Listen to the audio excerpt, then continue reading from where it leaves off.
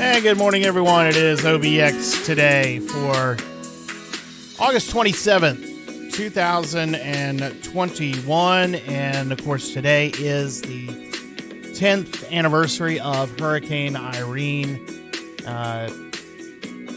making landfall about 30 minutes ago on the state 10 years ago at Cape Lookout. Of course, we were right in the middle of covering it, and some of what I remember from those days and weeks and months, really, that followed, we're sharing right now at obxtoday.com. And I'll get into that coming up here in a little bit. But we do want to talk about the latest on what's happening in the tropics.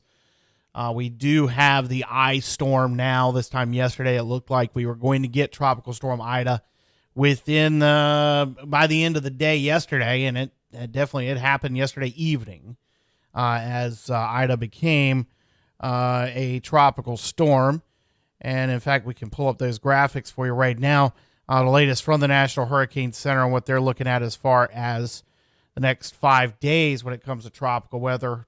Tropical Storm Ida, which is off of the northern Caribbean now, getting ready to pass over Cuba tonight and then get into the Gulf of Mexico. Currently just a minimal tropical storm with maximum sustained winds at 45 miles an hour at the 5 a.m. advisory. And the problem is that Ida is going to get much, much worse. The latest forecast from the National Hurricane Center is calling for Ida to rapidly intensify over the next 48 hours, and current landfall is projected along the Gulf Coast. Louisiana, Eastern, and Mississippi look like they're in the center of the target right now. Tropical storm conditions occurring this morning in portions of the Cayman Islands, expected for portions of western Cuba and the Isle of Youth today, where dangerous storm surge is also possible where there's onshore flow. Life-threatening heavy rains, flash flooding, mudslides expected across Jamaica, the Caymans, and western Cuba. There's an increasing risk of life-threatening storm surge inundation along the coast of Louisiana, Mississippi, and Alabama. A storm surge watch is now in effect. And there's an increasing risk of dangerous hurricane-force winds beginning Sunday along portions of the coast of Louisiana and Mississippi, including metropolitan New Orleans. And a hurricane watch is now in effect there. Ida is also expected to produce heavy rains across the central Gulf Coast from southeast Louisiana to coastal Mississippi, Alabama, as well as the lower Mississippi Valley. Starting Sunday and then Monday. And then eventually the center is forecast to make its way up through Mississippi and into central Tennessee as a depression by the middle of next week. Not good news for the folks there after going through that Massive flash flooding last weekend that has killed at least or more than a dozen people in central Tennessee. And of course, as Ida makes its way on shore, makes its way into the deep south, its wind and rain field will expand and bring potential for some pretty significant rainfall to the mountains of North Carolina. Not something they need at all after what's happened 2 weeks ago, or just over a week and a half ago, from Fred. All right, here's some of the latest model guidance from the major models. Pretty much, it is all this model data is holding in a very narrow cone, right in towards Louisiana, southeastern Louisiana. For the most part, this has not really varied all that much since this system started to take on tropical characteristics. The model data has been pretty consistent with its track of Ida, right on through. Now we are seeing a little bit more of the possibility that it's going to make a hard right turn, a slow right turn through Tennessee and then into North Carolina about the middle to latter half of next week. So as we get farther in over the next couple of days, we'll need to be watching that for the possibility of seeing what's left of Ida making its way to North Carolina more significantly. So that will be probably, if we're going to get something out of this, it's going to be the rains. It's not going to be the winds, of course. It's going to be mainly the rains out of what's left of Ida. But the biggest concern right now is down along the Gulf Coast. The intensity forecasts are putting Ida in that Category 2 to strong Category 3 in terms of the winds in about 60 hours. So this is from last night's model runs. This would be, last midnight. This is Saturday, Sunday, and Sunday afternoon is when it's expected to peak, just before landfall on the southeast Louisiana coast, then be a hurricane by early Monday. But a major hurricane is likely as rapid intensification. This has been discussed in the National Hurricane Center's discussion. Has been over and over bringing up rapid intensification. A couple of things to note about Ida. If it reaches major hurricane status, it would be the second of the season. And it would also likely happen on August 29th. Now, only the last season that had rapid Category 3, two Category 3 hurricanes, in the same year before August 29th was 2005. So we are looking at the potential of hitting another record number with a season that is expected to be above average, and we're expected to kind of match one of the last two. Last year being the busiest hurricane season in modern history, and busiest in recorded history in terms of tropical weather recording statistics. The other one being 2005, when Hurricane Katrina lined up and hit the same spot that it looks like Ida is going to be hitting. And right now, the current tracks put the east side of the storm, east side of the center, right over New Orleans, Lake Pontchartrain, and eastern Mississippi, or the Mississippi coast, which, of course, Katrina did what it did to those places in 2005. So that's where we're at right now with Ida. Real quick, looking back over at what we've got. So we've got in the Atlantic. We've got one tropical wave that's about midway between Cabo Verde and the Lesser Antilles. It is expected to intensify into a tropical cyclone by the weekend, or through the weekend, and fish storm right up the center of the Atlantic. This disturbance, a little less possibilities than we saw yesterday. That's about 600 miles east of Bermuda, and it's expected to just kind of drift to the northeast over the next couple of days. So nothing that is a direct threat to us on the map, and that's good news here as we do hit the peak of hurricane season in the next 2 weeks. But Ida, obviously, that's the one that we're going to be watching going into the weekend and through the weekend, as it is on a track to hit Louisiana and Mississippi on Sunday night and Monday. Some of the news we're getting out of the folks down in Louisiana, a couple of good reads here.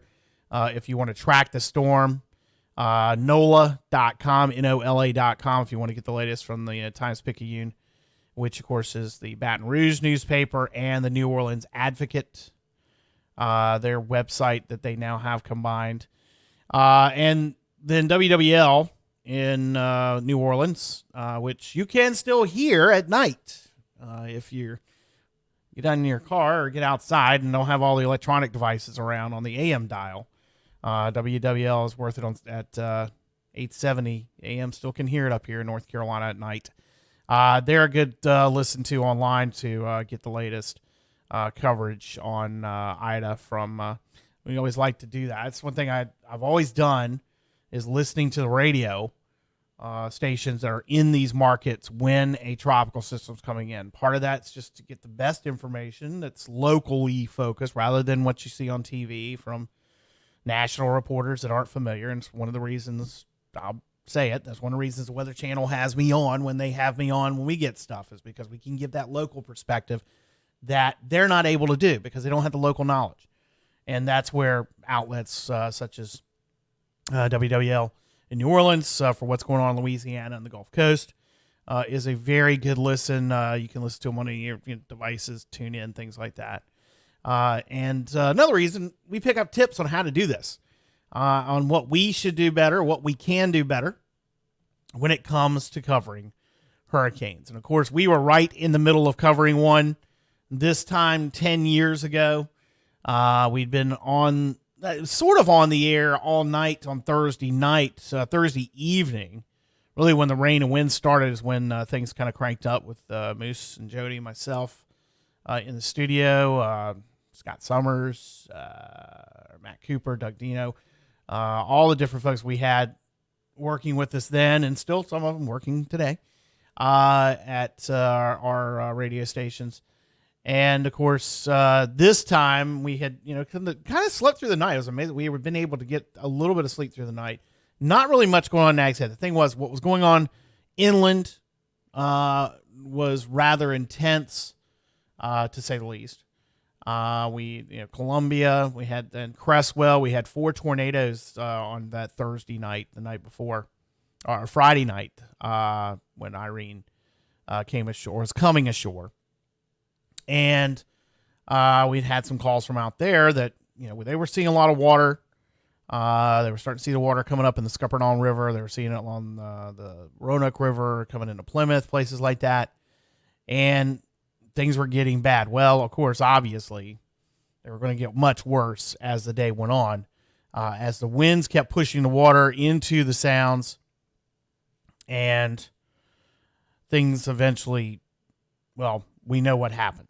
And I'm sharing that right now at OBXtoday.com. Go back and just got into a groove yesterday afternoon typing, going through my head of all the stuff that we did and what we did, what we were able to find.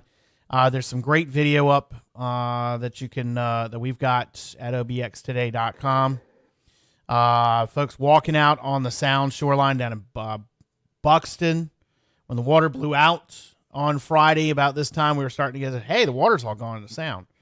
Where'd it go? Well, it was in Columbia. It was Plymouth, Swan Quarter, Belhaven, Oriental, Windsor. All that north and east wind had pushed the water all west, and as we know, it was going to have to come back, and it was going to come back with a vengeance, unfortunately. And of course, we talk about what it looked like for the folks who lived in places like Bay Drive, Killable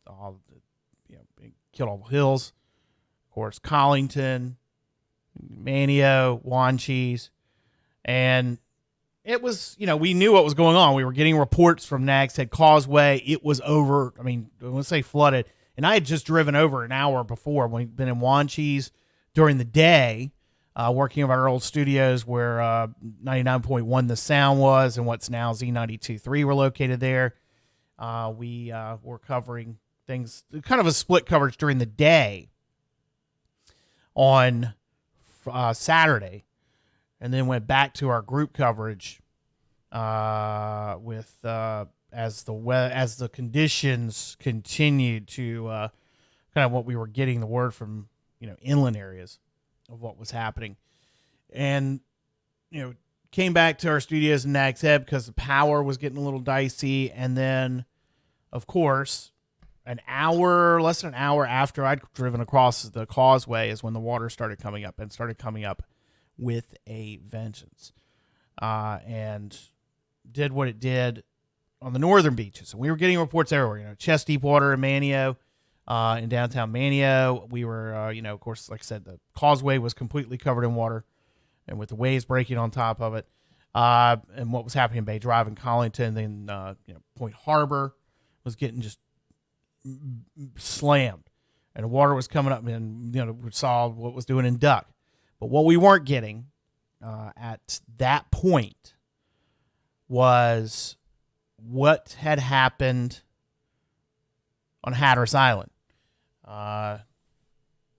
Then what had happened was communication had stopped. We just were not getting anything from Hatteras Island, and it turned out why we weren't getting anything, as the video I've got up right now is from the Coast Guard that they shot the next morning.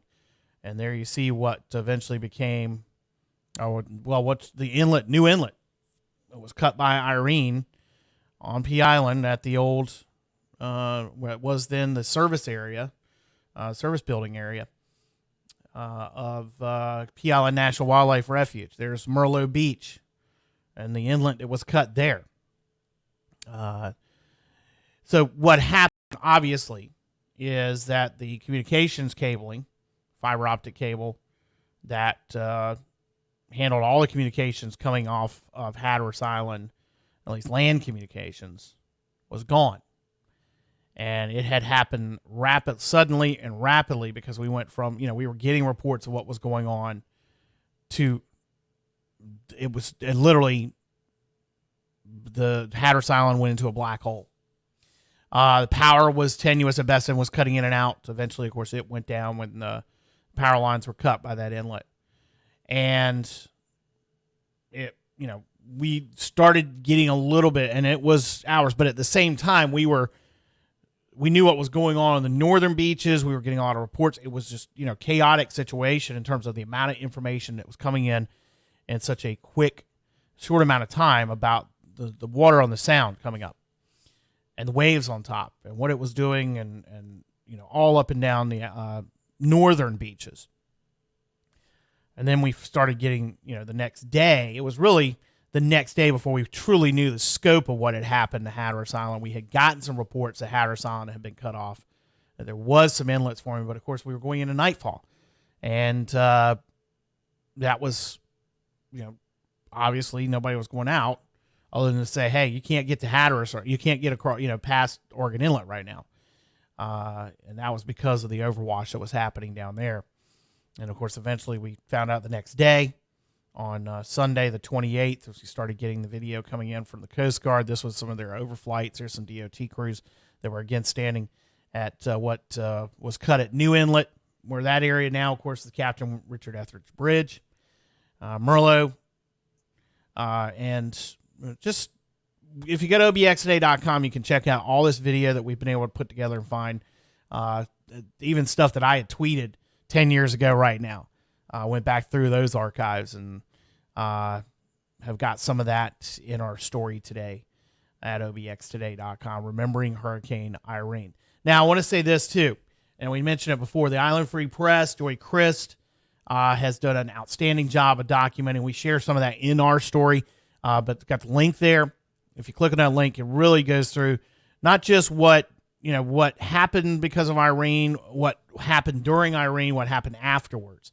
And the photos they have, documenting the sheer extent of things on Hatteras Island is really good. Joy also put together an editor's blog remembering two Irenes, Hurricane Irene and Irene Nolan, who was a longtime editor of the Island Free Press, and the work that she did and her team in covering Irene before and after. And it's really good stuff. So make sure you swing by islandfreepress.org if you can get time this weekend and check out those stories. So remembering Hurricane Irene today, 10 years later. We're doing that right now at obxtoday.com. All right, let's take a look at some of the other headlines we got for you on this Friday morning, which, of course, you'll find at obxtoday.com.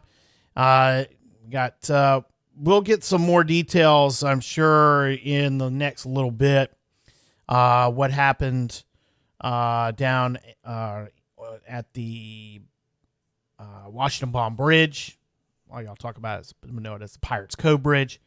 There's a crash yesterday. It's not clear exactly what happened yet, and part of that's because we're waiting for the Nags Head Police Department's report on this wreck.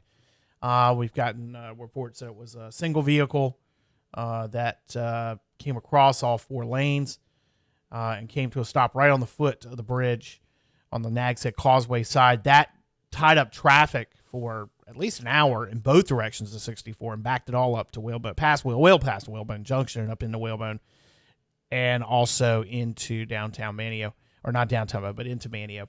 But we'll have some more details about what happened there with that wreck on the Washington Bomb Bridge yesterday afternoon. Let's see. Some coronavirus news. We'll get to that. Dare County Board of Education putting out a notice yesterday that while they do want to get the public to interact with what's going on with their special meeting on Wednesday, they noted that they do not offer a public comment session during special called meetings such as this. But they are taking online comments through the end of business on Tuesday. You can go to the Dare Schools website to make those comments. We've got a link for you at obxtoday.com about that. The Currituck Board of Education is going to meet this afternoon at 4 p.m. They have a special meeting that's been called, emergency meeting called, to discuss the COVID-19 protocols. There have been reports of multiple Currituck students having to be quarantined due to exposure to COVID-19. Currituck and Dare are each among the state's roughly 30 school systems that have kept masks inside schools optional. We'll see what comes out of that. But at the Currituck Board of Education meeting this evening at 4 o'clock, Dare County Board of Education meeting on a Wednesday to discuss further what's going on in the schools when it comes to COVID-19. Yesterday, the state reported 8,620 new cases. That's the highest one-day total since January 15th. Second highest overall day during the pandemic. The state also reported another 60 virus-related deaths. 3,552 people hospitalized, and there are now more in ICU at North Carolina hospitals than at any other time during the pandemic. A couple stories from the News and Observer this morning. We're getting closer to when North Carolina state employees are going to be required either to have a COVID-19 vaccine or they are going to have to undergo testing on a regular basis. That deadline is approaching for state employees. Let's see, when is that deadline? September 8th. Office of State Human Resources says that workers have until September 8th to submit their proof of vaccination records or start weekly testing. And we'll go through each agency's Human Resources Office. Department of Health and Human Services going a step further, requiring employees and all volunteers at all state-run healthcare facilities to be fully vaccinated by September 30th. No exceptions.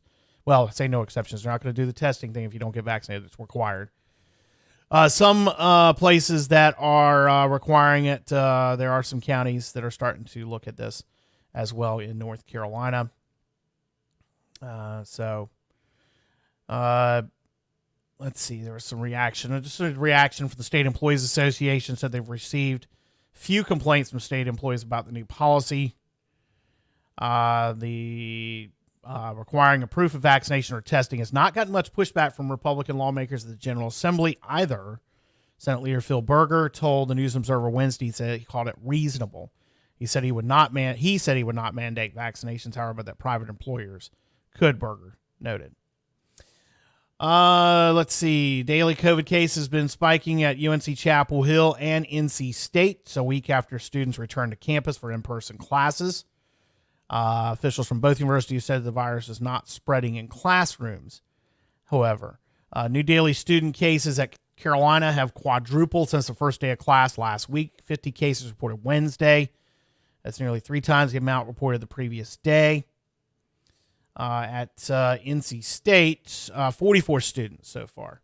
Another 21 on Tuesday and another 21 on Wednesday. Slight bump in daily cases when students first moved in. All right. Moving on to some other stuff. The Raleigh U.S. Postal Service Processing Center undergoing an audit. The story by Brian Murphy, who is the Capitol reporter at the News and Observer, is actually cycling out of that. Going to a different role at the NNO. I think he's going to be covering more. He's going over to the NC State Insider, or the North Carolina Insider, which is covers government and politics on the North Carolina side. Jam mail sorting machines, low employee availability, and poor tracking led to more than 1.4 billion pieces of mail being considered delayed at the U.S. Postal Service's Raleigh Processing and Distribution Center over a 15-month period in 2020 and 2021. The amount of mail that was actually delayed in getting to customers was considerably lower, but a physical count over a 5-day period in June discovered an estimated 92,500 pieces of mail were delayed. That's about 8% of the mail that was marked as delayed during the same time period. And of course, the Raleigh Processing and Distribution Center is what covers here in eastern North Carolina. Anybody with a zip code that begins with 279, that's all of us out here, are in that, see their mail go through the eastern North, center in Raleigh. The report includes 5 recommendations for improving operations at the center. And let's see, what were those? You'll need to be a subscriber, though, to read this story at at the News Observer. I'm sure that the AP is probably going to pick this up after it's been cycled through the NNO subscription database a little bit. They'll probably get up on there. But this is a pretty wide-ranging audit. It's a 15-page audit report. It's actually a public document. If you search mail operations at the Raleigh Processing and Distribution Center, this report was issued on August 12th by the Office of Inspector General for the U.S. Postal Service. So that is out. We may have to grab that because we can actually, I don't know why, the NNO is first to publish it. We could actually get that up there. So it might be something to work on over the weekend. Let's see. Anything else we want to mention here on the news side of things? Currituck County Commissioners have chosen Ike McCree, the county manager, to be interim county manager. McCree has been the county attorney for Currituck for a number of years. This move coming today is the last day for Ben Steichleather. He is leaving the county to take a job in the private sector after taking the county manager job back in July of 2019. And the Currituck Board of Commissioners beginning their process of hiring a new county manager. So Ike McCree is going to serve on an interim basis as county manager and county attorney for Currituck, while the search is underway for a new full-time. I say full-time. They're always full-time. It's new county manager. The permanent county manager the permanent, when you go from interim to permanent, I know that's the proper terminology. It's always got me. I always said, yeah, but you're not permanent. You're not going to have the job forever. So, anyway. In sports, story that the News Observer had yesterday evening, the ACC exploring moving its headquarters out of Greensboro as part of a comprehensive review of league operations, according to a letter from new ACC Commissioner Jim Phillips to the 15-member institutions and the city of Greensboro. The league has been headquartered in the Gate City since it was founded at Sedgefield Country Club in 1953. It owns its own building next to the Grandover Resort right off of I-85, and it's on ACC Lane. In the letter, Phillips said the ACC has fiduciary responsibility to ensure that remaining headquartered in Greensboro is what is in the best long-term interest of the conference. The potential move was first reported by David Teal at the Richmond Times-Dispatch. Phillips wrote, there's no imminent decision on possible relocation of the conference office, that they're simply doing due diligence. Part of their responsibility is to undertake a holistic review and assessment of the ACC. Former Big 12 Commissioner Kevin Weiberg's been hired to review the location of the conference office as part of a thorough review of finances, comparisons to other conferences, and the governance model expected to take 4 months. The ACC's office has been in the current location since December 1996, but had been in Greensboro since the conference first established an office in the old King Cotton Hotel in 1954 under first Commissioner Jim Weaver. Now, the ACC did look at moving to Charlotte in the mid-90s, but decided to stay in Greensboro. Potential options for a relocated office within the ACC footprint include Charlotte, where ESPN has a production facility, also Washington and Atlanta. Greensboro, this is perfect because this is what I was getting ready to say. Greensboro has long been a spiritual home for the ACC, but the expanded league may have outgrown the city's infrastructure, most notably Piedmont Triad International Airport. Of course, we know the basketball tournament should be at the Greensboro Coliseum forever. That's where the offices should be. Just put it in there. And they have the ACC museum there. I mean, come on. They're looking at it. We'll see. Just one more dumb move on the ACC's part, if it happens. Especially Washington. I mean, having covered one of the two last ACC tournaments that take place in D.C., having been there, having gotten lost in the Verizon Center, what's now the Verizon Center, and not being able to find my way from the media room that was on the practice court for the Wizards and the basement up to where we had to be sitting in the hockey press box. I got lost. Greensboro was great. Greensboro's always been great. In fact, looking at a photo right now, the News Observer story, and they got, let's see, I'll throw that up there. That's the thing about the Greensboro Coliseum and the ACC tournament. That's where it should be. There's no reason why not. In fact, this picture that I've got up on the screen right now, my seat at the tournament is always right here, or has been just about every tournament. The only two I haven't had a seat beside the basket to the left when you're watching TV, that would be the north goal. It's been in Tampa when we were behind behind the benches, and then Washington when we were stuck up in the press box upstairs. But the cool thing about Greensboro is where these seats are. And then the media, of course, has got 3 rows here along court side. Of course, they've gone down to 2 rows, and then they've gone to a row back to behind the scores table and the benches, which is kind of the old days in Greensboro. They put it there. You go down this walkway here and through under this scoreboard, and the media room is literally behind these seats. That was our workroom. It was great. Always love covering the ACC tournament in Greensboro because it's so easy to get in and out of. It's Greensboro. I mean, it's a drive. So we'll see what happens. The ACC continues this talk about moving the headquarters out of the Gate City. Don't do it. Bad idea. Carolina, by the way, announcing what they're going to require everyone to do to come to games for all indoor events. Masks will be mandatory. They won't be required to be vaccinated, however, to attend. Safety measures posted up at goheels.com yesterday. Let's see. Masks must be worn over nose and mouth at all times. Indoor events strongly encouraged for outdoor events when close proximity to others who are not in your group. Masks are not required for outdoor events, but must be worn in indoor spaces. It includes restrooms, which at Kenan Stadium is probably not a bad idea. The Blue Zone and elevators as well at football games, and transportation services. So those who use the bus services that are provided at Chapel Hill. during games will be required to wear masks there. Vaccination strongly encouraged, not required to attend events. LSU actually put in the vax mandate to come to games. Carolina students and staff must attest they are vaccinated or be tested regularly.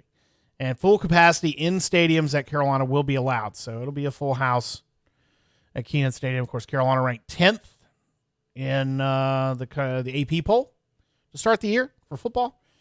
And so there's what UNC's announced for their athletic events as they get underway the fall season. Of course, college football starting next week in full. There's a couple games tomorrow. Nebraska, Illinois tomorrow. So there will be some football to watch tomorrow. There's NFL tonight too. Carolina plays home to Pittsburgh, 7:30 on Channel 13. I believe Channel 7's got that one as well, if you get it. Tomorrow, Baltimore, Washington at 6 on Channel 3. And then the preseason for the NFL is done. They're going to have a week off and then start their regular season. Rather than having a 4-week preseason, this is the first 3-week preseason. Then they'll have a week off before starting the season the weekend after Labor Day. High school football on the schedule tonight. First Light gets its first game in. Washington is their opponent at home. Manteo hosting North Pitt. Rocky Mount is at Northeastern. That should be a good one. We'll see what Rocky Mount can do after pulling off the upset. They shut out Tarboro last week, 14-0. Big game, though, in Tarboro tonight. Hereford County making the trip out there. A lot of anticipation for that. Rivalry game between non-conference rivals now. Camden and Perquimans. Of course, Camden moving up to 2A. Perquimans staying in 1A, separate conferences. So they'll get their hostilities back underway today. Pasquotank is at Gates. Also, North Side at North Duplin. Washington County hosts South Side. Lawrence Academy Albemarle School Co-op is at Kenston Forest, Kenston Forest. That's some 8-man football. And, of course, Lawrence, which is over in Mary Hill in Bertie County, and Albemarle School in Elizabeth City have combined to create a football team. Something they haven't had in a while at Albemarle. Punga Christian, they are out to Cary Christian tonight again for 8-man. Volleyball today, Mattamuskeet will play at John Paul II. Mattamuskeet, by the way, is playing 8-man football this year. Bringing back football after a hiatus of several years and bringing it back playing 8-man. They're going to have a limited schedule. That's something I still think the North Carolina High School Athletic Association should look at, is implementing 8-man football as a sponsor sport. That would really help the game itself with the numbers so far down. So many schools, the smaller 1As, could shift to 8-man. And it's high scoring. It's fun to watch. So, a lot of the private schools out here now playing 8-man instead of 11-man football. Occasionally they'll step up and play 11-man. All right. NASCAR this weekend at Daytona. Second year in a row that Daytona's not July 4th week. It's the second race. It's going to be the last race before Labor Day. And the Xfinity Series is tonight at 7, and the Cup Series tomorrow at 6. You can listen to the race on Big 94.5 WCMS. Dixieland Speedway going to try to get at it again. They got rained out last week. They're going to try again tonight out in Elizabeth City. All right, OBX Today Weather Center forecast. Again, we've talked already about the tropics and what's going on out there. Don't expect any issues until about the middle to latter half of next week from what's left of Ida. And we'll be watching what's going on there with Ida all the weekend. Let's see. Sunny skies today. Going to be a hot one. High 93. Heat index 101 on the beach with west winds 5 to 10 miles an hour. It's probably going to be closer to 106 inland. I'm not surprised we have not seen a heat advisory issued for summer inland locations. I have not checked that. So one page. Let's see. Nope. No heat advisory. 93, 101 for inland areas. 93, 101 for the beach. Low risk of rip currents. Almost Lake Atlantic out there. It's mostly clear tonight. 75 with southwest winds of 10 to 15. Saturday, sunny, hot again. High 90, heat index 100. Sunday, mostly sunny. Maybe a shower storm popping up in the afternoon. High 89. Sunny and 89 Monday. Tuesday, sunny and 90. Then Wednesday and Thursday, we'll see a little bit of the influence of moisture left over from Ida into North Carolina. So that's going to increase our chance of shower and thunderstorms next week, Wednesday and Thursday. Coastal rain forecast today. We've got west winds 10 to 15 knots with coming southwest 5 to 10 in the afternoon. 1 to 2 foot waves in the sound, seas 2 to 3 feet. The rip current risk low. Water temperatures still in that upper 70s. Next tide change in Oregon Inlet is going to be a high tide at 12:09 this afternoon. Sunset tonight at 7:36. Sunrise tomorrow is at 6:31. And currently outside the studios in Uptown Nags Head, 78 degrees. And that is going to do it for today's edition of OBX Today. Thanks for joining us, everybody. We will be back with you on Monday. Of course, breaking in anytime with major stories. We can throw it on here on Facebook Live and on YouTube. But we'll be back with our normal slot Monday at 8 o'clock. We'll have all your traffic reports over the weekend on Beach 104, Big 94.5 WCMS, 99.1 The Sound, and Z92.3. We'll also have your weather, the OBX Day Weather Center forecast, as always, as well. So I hope you have a great weekend. Stay cool. Stay cool. Take your time. If you don't have to be outside, don't be out there. Just don't go. But if you do, keep it cool. Keep it hydrated. And we will talk back with you here on Monday. Have a great weekend, everyone. See ya.